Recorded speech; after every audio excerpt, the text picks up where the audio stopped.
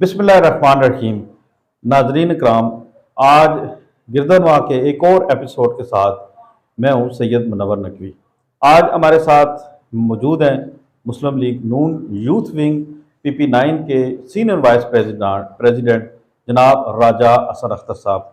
राजा साहब, सबसे पहले तो आपका मशकूर हूँ कि आप स्टूडियो में आए और आपको बताते चले कि राजा हसन अख्तर साहब बिजनेसमैन हैं, जर्नलिस्ट हैं, इसके अलावा सियासतदान हैं और समाजी वर्कर हैं। और आज इनके साथ बेसिकली हमारी जो गुफ्तगू होगी वो मुस्लिम लीग नून के हवाले से जो ताज़ा तरीन सूरत हाल है कि अभी PP9 के जब कागजात दाखिल हो रहे थे उससे पहले मुस्लिम लीग नून PP9 के जो जितने भी इनके अहदेदार हैं उन्होंने और जो उम्मीदवार थे उनका मुश्तरका फैसला था कि राजा जावेद इखलास साहब PP9 से उम्मीदवार होंगे। तो इस फैसले के बाद पार्टी के अंदर बहुत सारी हमने देखा कि एकदम जो है ना वो तब्दीली आई, एक मुतहर्रक पार्टी जो है होना शुरू हुई। और हाल ही में हमने देखा है कि मुतअद्दिद जो है ना इनके इस हवाले से इजलास और इवेंट्स हमें नज़र आए। राय साहब, आप यूथ विंग के PP9 के वाइस प्रेसिडेंट बने हैं और हमने देखा कि पिछले कुछ अरसे से मुस्लिम लीग जो तकरीबन जो है ना उसकी सरगर्मियाँ महदूद हो रही थी और लग रहा था कि गुजर खान में मुस्लिम लीग का वजूद शायद ख़तरे में है। लेकिन हमने देखा कि अभी हालिया जो इलेक्शन होने जा रहे थे तो उसमें जब फैसला हुआ जावेद इखलास साहब के हवाले से तो पार्टी के अंदर एक नई जो है ना वो जान सी हमें महसूस हुई। तो आप कह सकते हैं कि जावेद इखलास साहब के बगैर जो है बाकी जो दीगर उम्मीदवार हैं वो अगर इलेक्शन ना लड़ें और राय साहब इलेक्शन लड़ें तो पार्टी के लिए वो बेहतर परफॉर्म कर सकते हैं। औज़ुबिल्लाहि बिस्मिल्लाहिर्रहमानिर्रहीम।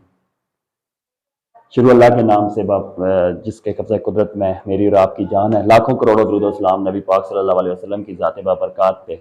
सबसे पहले मैं आपका मशकूर हूँ, आपने मुझे दावत दी, इस अपने खूबसूरत प्रोग्राम में बुलाया। यकीनन ये दौलताला की सतह पे सबसे पहले तो मैं आपको मुबारकबाद दूँ कि ये बहुत बड़ी अचीवमेंट है। इससे पहले दौलताला तो क्या गुजर खान की सतह पे भी इस तरह का स्टूडियो का कॉन्सेप्ट नहीं था। प्रेस कॉन्फ्रेंसेस होती हैं बैनर लगा के ये वो, लेकिन इस तरह का प्रॉपर स्टूडियो नहीं था। ये बहुत बड़ी अचीवमेंट है। सबसे पहले तो मैं आपको और आप सारी टीम को और प्रेस क्लब को मुबारकबाद देता हूँ। जहाँ तक सवाल है मुस्लिम लीग नून का, तो ये जो सिचुएशन थी आपको भी पता है कि 2018 के इलेक्शन में हमें जब मुस्लिम लीग नून ने MPA की भी सीट्स लूज की और MNA की भी सीट लूज की तो उसकी बुनियादी वजह जो थी वो पार्टी में तकसीम थी। ये बड़ी खुली सी बात है, इस पर हमें कोई मतलब वो नहीं होना चाहिए, अवाम नहीं है या कोई शक भी नहीं है और ना किसी से कोई नाराजगी है। देखिए, जब भी एक पार्टी के अंदर डिवीजन होगी, वोट तकसीम होगा तो उसका अल्टीमेटली फायदा जो है दूसरी पार्टीज को होगा, जो कि 2018 के इलेक्शन में हुआ। अब जब इलेक्शन की सूरत हाल ये बन गई थी कि पहले सुबह ही इलेक्शन हो रहा था, अभी डिले हो गया है, कोई पता नहीं अभी हालात किस तरफ जाते हैं, इलेक्शन होता है या नहीं होता। लेकिन हम उस सिनेरियो को लेते हैं कि जब इलेक्शन हो रहा था तो देखें, बात ये थी कि हमें अगर फाइट बैक करना था, मुस्लिम लीग नून को अपनी खोई हुई सीट्स को वापस हासिल करना था, तो उसका एक ही खोया हुआ वकार कह सकते हैं, वो हासिल करना था। तो उसके लिए जो है ना हमें मुतहद होना ही था। पहली बात तो ये। अब दूसरी बात ये थी कि आपके सामने मेरे ख्याल से 5 या 6 कैंडिडेट्स थे, टोटल मेरे ख्याल में 7 थे जिन्होंने नॉमिनेशन पेपर सबमिट किए थे। लेकिन फिर मैं यही कहूंगा कि ये उन सारे जो उम्मीदवारान थे जो कि हारदिल अजीज हैं, सारे ही हारदिल अजीज हैं। देखें, शौकत भट्टी साहब का MPA हैं, वकार काजमी साहब का नाम कोई डका छुपा नहीं है, राजा हमीद साहब की अगर हम बात करें तो वो 2 बार पहले MPA का इलेक्शन लड़ चुके हैं, तहसील के सदर हैं। कलब अब्बास साहब ने पिछली बार भी कुर्बानी दी, इस बार भी वो उम्मीदवार थे। चौधरी ज़ियाफत साहब की आप देख लें, उन्होंने भी मुस्लिम लीग को बड़ा मुतहर्रिक किया पिछले दिनों में और उनकी भी बड़ी खिदमात है। तो ये हर बंदा ही अपनी जगह पे एक अहम उम्मीदवार था और एक तगड़ा उम्मीदवार था, जिसको हम पंजाबी में कहते तगड़ा उम्मीदवार। लेकिन बात ये थी कि हमने अपनी इज्जत कैसे बहाल करनी है, हमने अपना खोया हुआ वकार कैसे वापस हासिल करना है, उसकी एक ही सूरत थी कि हम मुतहद हो जाए। अब उस सिनेरियो में आके मैं अगेन कह रहा हूं कि ये बहुत बड़ी बात है, बहुत बड़ा पन है उन तमाम उम्मीदवारान का कि जिन्होंने राजा जावेद इखलास की शख्सियत पे इत्तेफाक किया और उनके हक में आपने शायद प्रोग्राम देखा होगा हमारा, बिल्कुल पब्लिकली मतलब उनकी मुकम्मल हमायत का ऐलान किया है। तो इससे मैं ये समझता हूं कि मुस्लिम लीग की जीत पर एक मोहर लग गई है। अब अल्हम्दुलिल्लाह गुजर खान जो है वो समझे कि मुस्लिम लीग नून का है। ये देखें, एक अगर इलेक्शन नहीं भी होता तब भी ये एक माहौल ऐसा बन गया कि अब मुस्लिम लीग नून जो है वो लीडिंग पोजीशन में जा रही है। ये एक मतलब हमने पार्टी को ना दोबारा जिंदा कर लिया है। अब उसी सिनेरियो उसके साथ साथ आप देखें तो सारी जो तंजीमें थी हमारी, जिसमें यूथ विंग की अभी तंजीम साजी हो रही है, तहसील की मुकम्मल हो गई है, PP9 की हमने मुकम्मल कर ली जिसका मैं हिस्सा हूँ ऑलरेडी, PP8 की अभी हमारी हो रही है तंजीम साजी, और उसके बाद हमने UC लेवल पे भी तंजीम साजी इंशाल्लाह with in a month complete कर रही है। तो अब एक साइड पे ये हो तंजीम साजी हो रही, दूसरी साइड पे इंशाल्लाह वेरी सून सोशल मीडिया की हमारी बाकायदा तंजीम साजी हो रही है, और अगले चंद दिनों में आप देखेंगे कि वो भी हमारी एक पूरी टीम जो है वो रेडी है, मतलब बिहाइंड द सीन उस पर वर्किंग हो रही है। सून मतलब वो बॉडी भी अनाउंस होगी। फिर किसान विंग था जिसको चौधरी ज़ैफर साहब लीड कर रहे हैं, तो वो भी आपने देखा कि इस वक्त बड़ा मुतर्रक हो चुका है। तो इस वक्त अगर आप देखें तो गुजर खान की सियासत में जो एक हलचल मची हुई है वो मुस्लिम लीग नून की वजह से मची हुई है।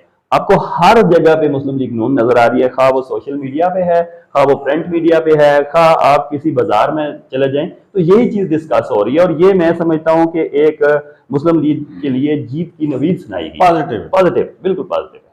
अच्छा राय साहब, ऐसे अगर होता मुमकिन कि कोई नौजवान मेंबर पंजाब असम्बली उम्मीदवार होता मुस्लिम लीग नून की तरफ से, तो वो पार्टी के फ्यूचर के लिए ज़्यादा बेहतर नहीं था? सर देखें, बात यह है कि हमारे पास अल्हम्दुलिल्लाह जैसे मैंने आगे मेंशन किया कि काफी सारे नौजवान उम्मीदवार जो हैं वो ऑलरेडी मैदान में हैं, लेकिन बात फिर मैं वहीं पे आऊंगा कि हमें चाहिए विनिंग कैंडिडेट। तो इस वक्त जो मैं समझता हूँ कि जो फैसला हुआ है जावेद इखलास साहब की जो शख्सियत है वो ऐसी शख्सियत है कि वो विनिंग कैंडिडेट है। देखिए, एक मतलब 1980 से 79 में उन्होंने पहला इलेक्शन लड़ा है, 21 साल वो और 23 ये 44 ईयर्स में एक जनरल काउंसलर से लेकर डिस्ट्रिक्ट नाजम तक, MNA तक, पार्लिमानी सेक्रेटरी, MPA, मतलब हर ओहदा उनके पास रहा है। और उनकी शख्सियत आप देख लें कि आज दिन तक कोई मुखालफ भी उन पर कोई करप्शन का इल्जाम नहीं लगा सका। ठीक है, एक इंतहाई दयानतदार, इंतहाई शरीफन नफ्स इंसान है। तो मैं यही एक वजह है कि वो सबके लिए काबिल कबूल है।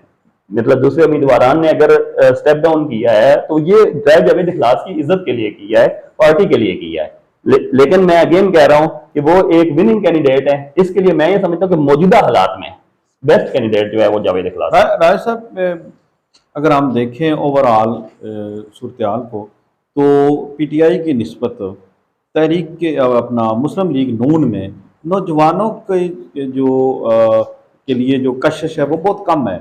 इसकी क्या वजह है? इसकी बेसिकली क्या कोई कमजोरी है पार्टी के अंदर, तंजीमी वाले से कोई मसाइल हैं, क्या वजह है?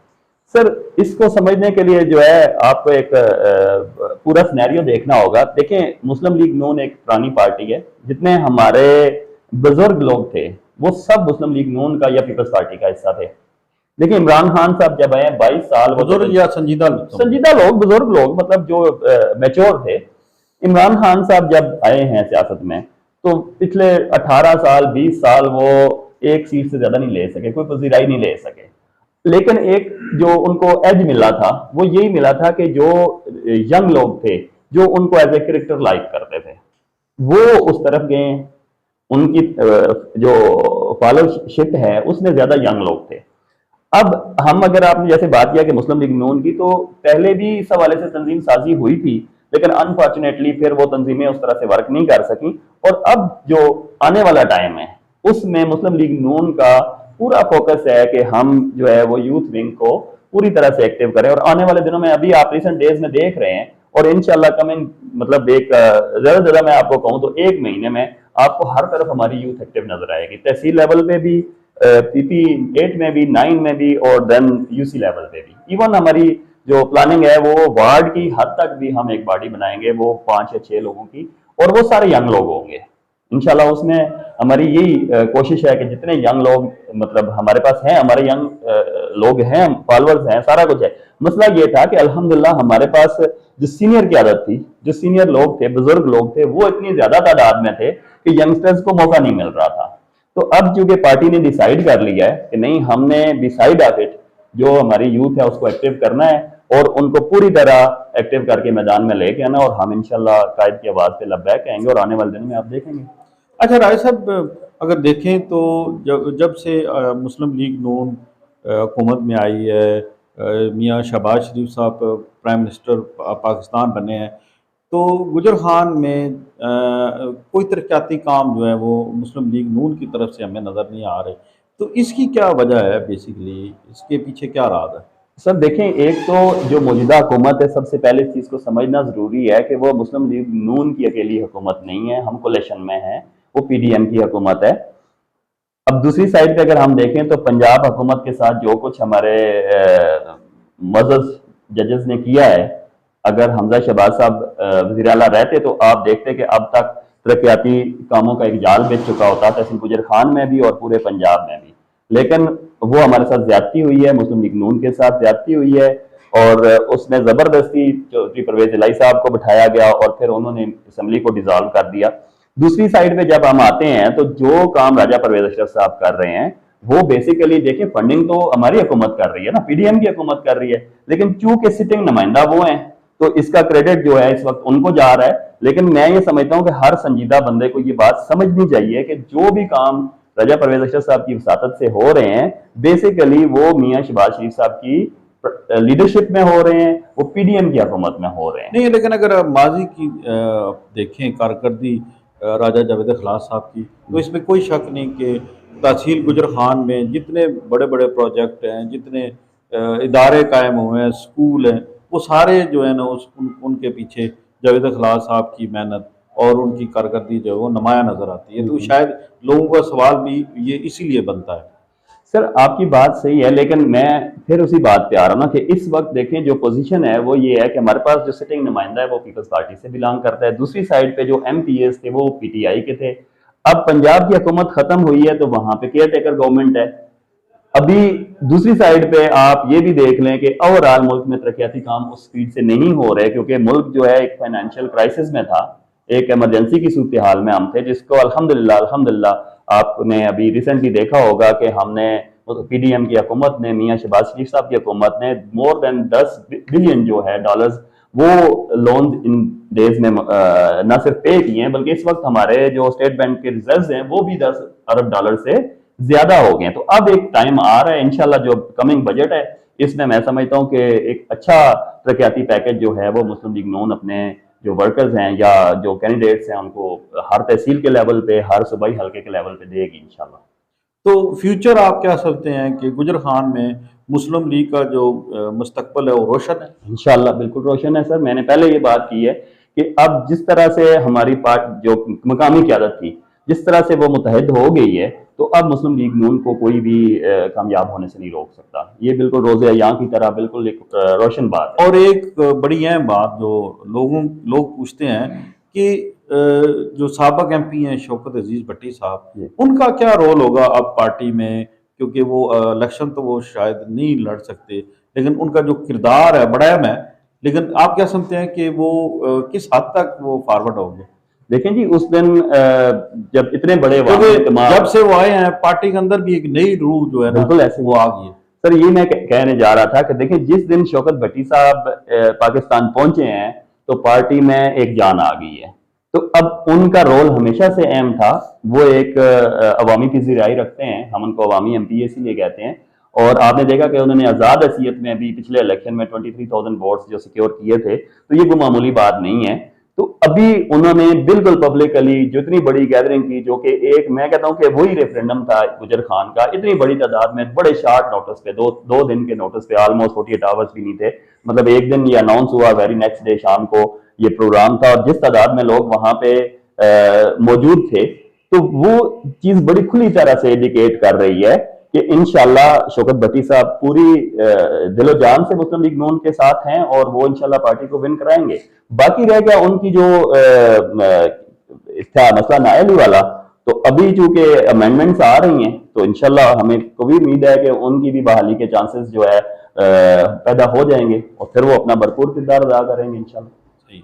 अच्छा राय साहब, आप रिसेंटली निजी दौरे पर यूके भी गए और तुर्की भी गए, तो जो इकानमी के हवाले से पाकिस्तान के अंदर तो महंगाई और काफ़ी मुश्किलात हमें नज़र आती हैं, तो आया कि कोरोना की वजह से दुनिया के जो दूसरे मुल्क हैं उनमें भी कोई ऐसा दबाव को प्रेशर आपको नज़र आया?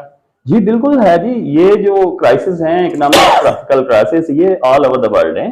यूके में भी मैंने देखे हैं, तुर्की में भी देखे हैं। जहां तक महंगाई का सवाल है अगर जो आपने किया है, तो मैं चूंकि दोनों जगह पे रिसेंटली होके आया हूं, तो वहां काफी लोगों से मतलब इस टॉपिक पे बात भी होती रही है। तो सेम लाइक पाकिस्तान, मतलब वहां पे भी महंगाई हुई है, वहां पे भी क्राइसिस आए हैं। डिफरेंस क्या है, उन्होंने बहसीत कौम उसको एक्सेप्ट किया है, लोगों ने हमारी तरह ववेला नहीं मचाया। हमारे कुछ नादान सियासतदानों ने पब्लिकली बैठ के जो शोर शराबा किया, पाकिस्तान डिफॉल्ट हो गया, पाकिस्तान डूब गया, उस वजह से हम ज्यादा बदनाम हुए, उस वजह से हमारी इन्वेस्टमेंट्स भी रुकी हैं, उस वजह से हमें ज्यादा मसाइल का सामना करना पड़ा है। अदरवाइज जिस तरह से हम इन मसाइल में से निकले हैं, मैं नहीं समझा कि अभी तक यूके भी इस तरह के मसाइल से निकल चुका है। मैं रिसेंटली वहां पे रह के आया हूं, वहां की मुकामी काउंसिल्स भी इस वक्त बैंक लोन्स पे चल रही हैं, जो कि कभी नहीं होता था। उनके पास टैक्सेस की इतनी अमाउंट होती थी कि वो लोग जो है पब्लिक को हमेशा, जब कोरोना था, मतलब लोग बताते हैं कि वहां पे रोजगार बंद हो गए थे, तो गवर्नमेंट उनको सारे खर्चात दे रही थी। लेकिन इस वक्त जो पोजीशन है, आप जो लोग भी वहां रह रहे हैं, आप उनसे कंफर्म कर सकते हैं कि लोकल काउंसिल्स भी इवन बैंक लोन्स पे चल रही हैं। और दूसरी साइड पे अगर हम देखें, एक छोटी सी मिसाल मैं आपको देना चाहूंगा, एक कौम की बात कर रहा हूं। हमारे यहाँ अगर कोई, हमें पता चल जाता है कि कोई चीज जो है वो शॉर्ट हो गई है, तो हम उसको डंप करना शुरू कर देते हैं। मैं भी चला जाऊंगा, आप भी चले जाएंगे, मैं अपने बच्चों को भी ले जाऊंगा। मैं यूके की एक मिसाल आपको दूंगा, मैं रिसेंटली ट्रैक है, यूके गवर्नमेंट ने, चूंकि जब से वो यूरोपीय यूनियन से अलग हुए हैं, तो उन्हें भी क्राइसिस का सामना है, क्योंकि उनकी अपनी प्रोडक्शन कम है, हर चीज वो इंपोर्ट कर रहे हैं, और टैक्सेस की वजह से और मतलब जो उन पे एक्सपेंस आ रहे हैं, उनको भी ये सारी चीजें फेस करना पड़ रही हैं। तो वहां पे एक फैमिली जो है, एक दिन में अंडे जो है, एग्स, ये 8 से ज्यादा नहीं परचेज कर सकती। लेकिन मैंने किसी जगह पे भी इवन बैनर भी नहीं देखा, मैंने किसी जगह पे कोई एक कह ले वॉचमैन खड़ा हुआ नहीं देखा कि वो किसी बंदे से पूछे कि आपने 8 से ज्यादा अंडे तो नहीं ले लिए, और ना किसी ने 8 से ज्यादा लेने की कोशिश। 8 ही लेंगे, वो 8 ही लेंगे भी। अगर देखें हम वैसे कौम इसको परफॉर्म करेंगे। अभी मोस्ट रिसेंट आप सिचुएशन देख लें, जो फ्री आटा दिया जा रहा है, देखें कल परसों तक के जो फिगर्स थे, 1 करोड़ से ज्यादा थैले जो है वो तकसीम किए जा चुके हैं। लेकिन क्या है, हमने अफरा तफरी मचाई हुई है। हालांकि अब तो प्राइम मिनिस्टर साहब ने तो इवन ये कहा है कि हर बंदे को दे दे, लेकिन इसके बावजूद हमें सब्र नहीं है। हम घर के 3 फर्द हैं, तो हम 3 लाइन में लगे हुए हैं, और हर बंदा ये चाहता है कि पहले उसको मिल जाए। हालांकि मिलना सबको है। देखिए ना, एक गवर्नमेंट एक चीज सप्लाई कर रही है, आपके लिए सप्लाई कर रही है, आप अपनी रजिस्ट्रेशन मुकम्मल करें, आप अपनी बारी पे लें, आप एक लाइन में खड़े हैं ना। मैं इसी की एक मिसाल आपको दूं, मैं तुर्की में मैंने देखा, मैं गया जहां पे ये आपकी सोफिया मस्जिद है, तो मतलब उससे कम से कम 1 किलोमीटर दूर तक मैंने लाइन देखी। मैंने कहा आज क्या हुआ है, मतलब इतनी लंबी लाइन ये बाजार में क्यों लगी हुई है। अच्छा, मैं उस लाइन के साथ चलता गया कि आखिर देखो ये माजरा क्या है, इतनी बड़ी लाइन क्यों है। एंड पे पहुंचा तो लाइन इसकी थी कि लोग मस्जिद के अंदर जा रहे थे और 1 by 1 जा रहे थे, और इस तरह बड़े सुकून से लाइन लगी हुई थी। मैं फिर कहूंगा वहां पे कोई बंदा डंडा लेके नहीं खड़ा था, सही सही, कोई बंदा उनको कंट्रोल करने खड़ा नहीं था। लेकिन एक डिसिप्लिन है, अगर हम भी ऐसे डिसिप्लिन को फॉलो करें, तो मैं नहीं समझता कि हमें इतनी मसाइल का सामना करना पड़ता जो कि अभी हम कर रहे हैं। इसको हम हमारी जो बेसिक कौम भी, मैं ये कहूंगा कि मिसमैनेजमेंट है, या हमें डिसिप्लिन की कमी है, अवेयरनेस की कमी है, और कुछ हमारे नादान सियासतदान जो हैं वो इस चीजों को ज्यादा उछाल रहे हैं। इस वक्त आप अमेरिका की इकॉनमी देख लें, हमसे ज्यादा लोन्स उनके हैं, हमसे ज्यादा बुरी कंडीशन उनकी इकोनॉमिकल, लेकिन आपने कभी मीडिया में सुना है कि वो बैंकक्रप्ट हो रहा है। और हमारे मतलब जो एक्स प्राइम मिनिस्टर लेवल का बंदा इमरान खान साहब है, वो कहता है जी वो पाकिस्तान तो बैंकक्रप्ट हो गया। जब एक इतने बड़े लेवल का बंदा ऐसी बात करेगा, कौन बिजनेसमैन आके आपके पास इन्वेस्टमेंट करेगा। आप कह सकते हैं कि पाकिस्तान में कोई आम आवाम को, गरीब लोगों को अच्छी खबरें भी सुनने का मौका मिलेगा, इकानमी में कोई बेहतरी आएगी? जी जरूर आएगी। मैंने पहले ये बात कही कि आप अभी हमारे फॉरेन रिजर्व देख लें, वो 10 बिलियन से ज्यादा हो चुके हैं, 10 बिलियन हम लोन दे चुके हैं। तो जो मुश्किल टाइम था वो तो गुजर गया है। लेकिन एक जो क्राइसिस आना था, जो महंगाई का एक तूफान आना था, वो तो आ चुका। अब तो इंशाल्लाह इससे रिवर्स हो सकता है, इससे ऊपर नहीं जाना है, ना महंगाई से ऊपर जानी है, ना आपकी कोई और इस तरह के क्राइसिस आने हैं। इंशाल्लाह आने वाले टाइम में बेहतरी आएगी, इससे खराब सूरत में इंशाल्लाह हम नहीं जाएंगे। जो खराब टाइम था वो गुजर अच्छा राय साहब, आप चूंकि बलदियाती नुमाइंदे हैं, जी। तो आप क्या समझते हैं कि बलदियात जो है वो किसी भी माशरे के लिए, किसी इलाके की तामीर और तरक्की के लिए कितना ज़रूरी है? सर देखें, बल्दियात तो एक बेसिक जरूरत है। मैं फिर मिसाल दूंगा यूके की। रिसेंटली आपने भी जिक्र किया, वहां पे सारा कुछ बल्दियाती नुमाइंदे कर रहे हैं। वहां पे तो कोई मेंबर ऑफ पार्लियामेंट आके लोगों के मसाइल नहीं हल कर रहा। मकामी कौंसल जो है वही आपके सारे मसाइल को देख रही है। तो ये तो रीढ़ की हड्डी समझ लें मुल्क की, एक जो इंतजामिया उसकी। लेकिन मैं ये कहूंगा कि बदकिस्मती से आप देखें कि जब भी पाकिस्तान में बलदियाती निजाम राइज हुआ है तो उस पर शब-खून मारा गया। जो लास्ट टेन्योर था उसमें आप देख लें कि 2018 में जब पीटीआई की गवर्नमेंट बनी तो उसी वक्त उन्होंने बलदियाती इदारों के इख्तियारात खत्म कर दिए। और आज जो लोग कहते हैं रूल ऑफ लॉ की बात करते हैं, मुझे अच्छी तरह से याद है 25 मार्च 2021 को सुप्रीम कोर्ट के ऑर्डर पर बलदियाती इदारे बहाल हो गए थे। लेकिन जब बलदियाती नुमाइंदे, जिनमें मैं खुद शामिल था, जब हम लोग यूनियन काउंसिल में जाते थे तो वहां पे गेट्स को ताले लगा दिए जाते थे। किसने सुप्रीम कोर्ट के रूल्स को फॉलो किया? नहीं किया गया, बड़ी डिटाई से नहीं किया गया। तो मैं ये समझता हूं कि जो भी हुकूमत आए उसका ये बुनियादी फर्ज बनता है कि वो मुकामी क़यादत को रूल करने दे और लोगों के मसाइल जो है वो मुकामी सतह पे हल हो, ना कि उनको तहसील लेवल पे या फिर मैं ये कहता हूँ नेशनल लेवल पे जाना चाहिए अपने छोटे छोटे मसाइल के लिए। तो बलदियाती इदारे तो बहुत अहमियत के हामिल है, इसमें कोई बहुत दो शुक्रिया राय साहब, हमारे आज के प्रोग्राम का टाइम ख़त्म हो रहा है, तो इंशाल्लाह मैं आपको कुछ फिर एक आखिरी पैगाम देना चाहूंगा 2 मिनट के लिए। मेरा ये जनरल पैगाम है सब लोगों के लिए कि मौजूदा जो हालात हैं, हमारा मुल्क एक इंतहाई बुरे मरहले से गुजर के आया है। कुछ स्टेबिलिटी अभी आ रही है, जैसा मैंने कहा भी, इंशाल्लाह आगे बेहतरी होगी। लेकिन मैं एक चीज यहाँ पे मेंशन करना चाहूंगा कि पाकिस्तान की सारी तारीख में हम अगर पाकिस्तान मुस्लिम लीग नून की नेशनल लेवल की हुकूमत देखते हैं तो वो 9 साल की है। लेकिन इन 9 साल में हम जितने बड़े मंसूबे हैं वो देखें तो वो नवाज शरीफ लेके आए। इस मुल्क में मोटरवे आई तो नवाज शरीफ लेके आया। इस मुल्क में अगर जेएफ थंडर का कारखाना लेके आया तो वो नवाज शरीफ लेके आया। इस मुल्क के अगर एटमी धमाके किए हैं तो वो मियां नवाज शरीफ ने किए हैं। इस मुल्क में जो एक लटकती तलवार थी पार्लियामेंट पे, जो 58(2)B था, उसको भी खत्म किया तो नवाज शरीफ ने किया। इस मुल्क में जब आइन की बहाली के लिए जजेस का मसला था तो नवाज शरीफ ने जजेस बहाल करवाए। तो इस मुल्क में सबसे बड़ी तारीख की इन्वेस्टमेंट सी पैक वो नवाज शरीफ लेके आया। इस मुल्क को अंधेरों से निकाला नवाज शरीफ ने। आप अगर देखें 11,000 मेगावाट बिजली की जो प्रोडक्शन लास्ट 5 सालों में, अभी 2013 से 2018 तक, तो ये मुझे बताएं कि बाकी लोगों ने क्या किया है। मैं ये कहूंगा अगर मुल्क बचाना है तो नवाज शरीफ जरूरी है। ये हमारे आने वाले बच्चों के मुस्तकबिल का सवाल है। और मैं ये समझता हूं कि नवाज शरीफ के साथ ज्यादती हुई है और उस ज्यादती का अजाला होना चाहिए और ये हम अवाम ने करना है। हमने नवाज शरीफ का साथ देना है। ये मैं बड़ी पब्लिकली बात कर रहा हूं, इसको कोई बंदा चैलेंज कर ले। जो बातें मैंने कही हैं अगर मैं गलत हूं तो फिर आप ना सपोर्ट करें, अदरवाइज हमें नवाज शरीफ का साथ देना चाहिए। और इंशाल्लाह आने वाले टाइम में मुस्लिम लीग नून की हुकूमत होगी और मियां साहब इंशाल्लाह एक बार फिर प्राइम मिनिस्टर बनेंगे। बहुत शुक्रिया आपने कीमती वक्त दिया।